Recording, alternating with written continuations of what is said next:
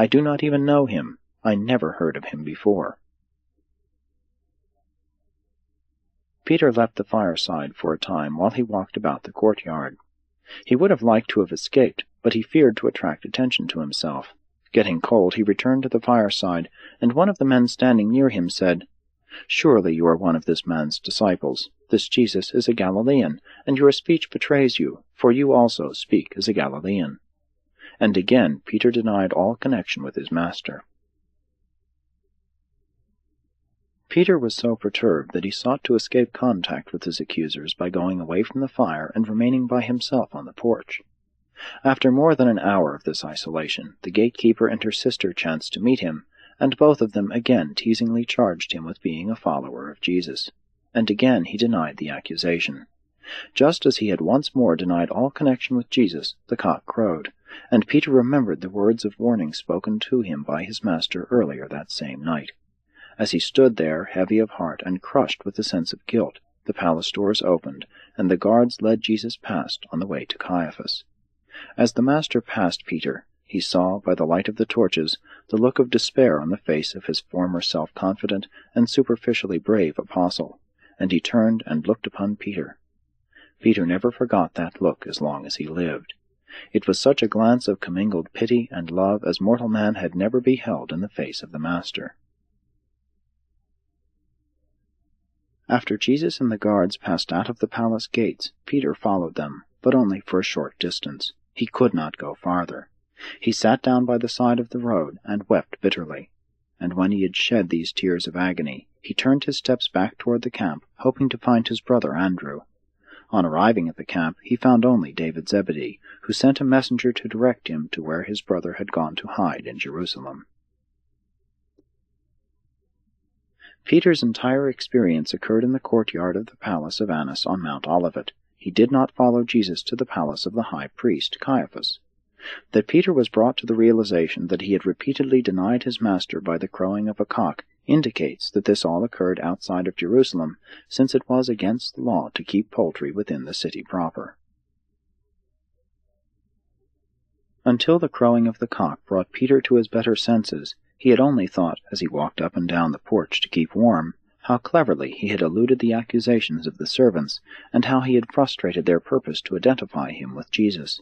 For the time being, he had only considered that these servants had no moral or legal right thus to question him, and he really congratulated himself over the manner in which he thought he had avoided being identified and possibly subjected to arrest and imprisonment. Not until the cock crowed did it occur to Peter that he had denied his master. Not until Jesus looked upon him did he realize that he had failed to live up to his privileges as an ambassador of the kingdom. Having taken the first step along the path of compromise and least resistance, there was nothing apparent to Peter but to go on with the course of conduct decided upon. It requires a great and noble character, having started out wrong, to turn about and go right.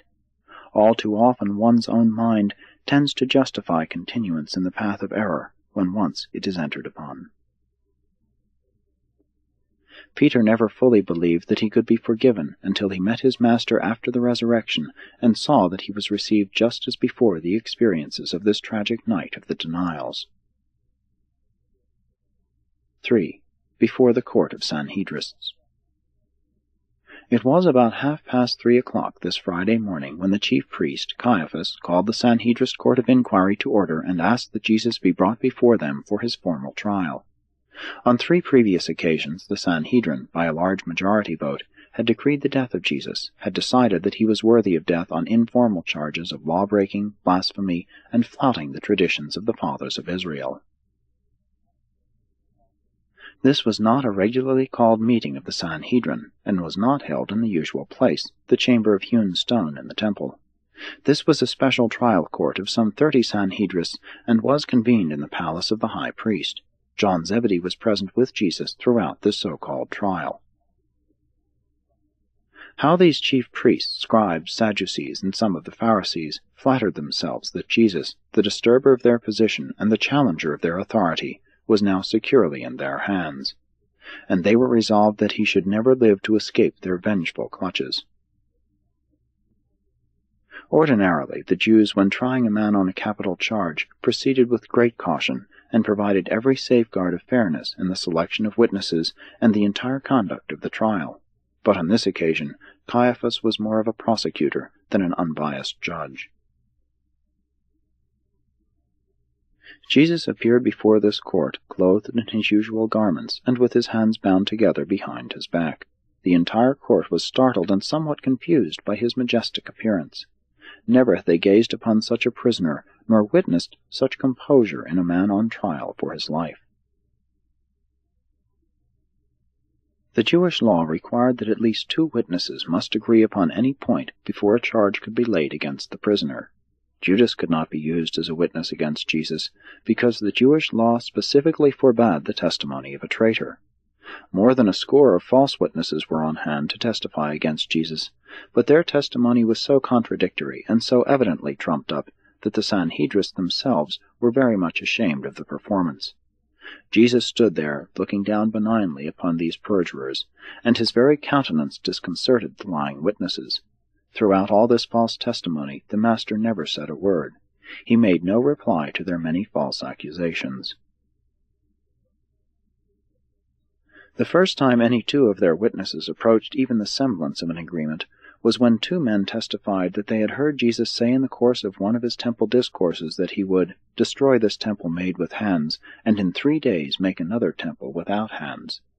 That was not exactly what Jesus said, regardless of the fact that he pointed to his own body when he made the remark referred to. Although the high priest shouted at Jesus, "Do you not answer any of these charges?" Jesus opened not his mouth. He stood there in silence while all of these false witnesses gave their testimony. Hatred, fanaticism, and unscrupulous exaggeration so characterized the words of these perjurers that their testimony fell in its own entanglements. The very best refutation of their false accusations was the Master's calm and majestic silence. Shortly after the beginning of the testimony of the false witnesses, Annas arrived and took his seat beside Caiaphas. Annas now arose and argued that this threat of Jesus to destroy the temple was sufficient to warrant 3 charges against him. 1. That he was a dangerous traducer of the people, that he taught them impossible things and otherwise deceived them. 2. That he was a fanatical revolutionist, in that he advocated laying violent hands on the sacred temple, else how could he destroy it? 3. That he taught magic, inasmuch as he promised to build a new temple, and that without hands. Already had the full Sanhedrin agreed that Jesus was guilty of death-deserving transgressions of the Jewish laws, but they were now more concerned with developing charges regarding his conduct and teachings which would justify Pilate in pronouncing the death sentence upon their prisoner. They knew that they must secure the consent of the Roman governor before Jesus could legally be put to death, and Annas was minded to proceed along the line of making it appear that Jesus was a dangerous teacher to be abroad among the people. But Caiaphas could not longer endure the sight of the Master standing there in perfect composure and unbroken silence. He thought he knew at least one way in which the prisoner might be induced to speak. Accordingly, he rushed over to the side of Jesus and, shaking his accusing finger in the Master's face, said, "I adjure you, in the name of the living God, that you tell us whether you are the Deliverer, the Son of God." Jesus answered Caiaphas, "I am. Soon I go to the Father, and presently shall the Son of Man be clothed with power, and once more reign over the hosts of heaven." When the high priest heard Jesus utter these words, he was exceedingly angry, and rending his outer garments, he exclaimed, "What further need have we of witnesses? Behold, now have you all heard this man's blasphemy. What do you now think should be done with this lawbreaker and blasphemer?" And they all answered in unison, "He is worthy of death. Let him be crucified." Jesus manifested no interest in any question asked him when before Annas or the Sanhedrists, except the one question relative to his bestowal mission. When asked if he were the Son of God, he instantly and unequivocally answered in the affirmative. Annas desired that the trial proceed further, and that charges of a definite nature regarding Jesus' relation to the Roman law and Roman institutions be formulated for subsequent presentation to Pilate. The councilors were anxious to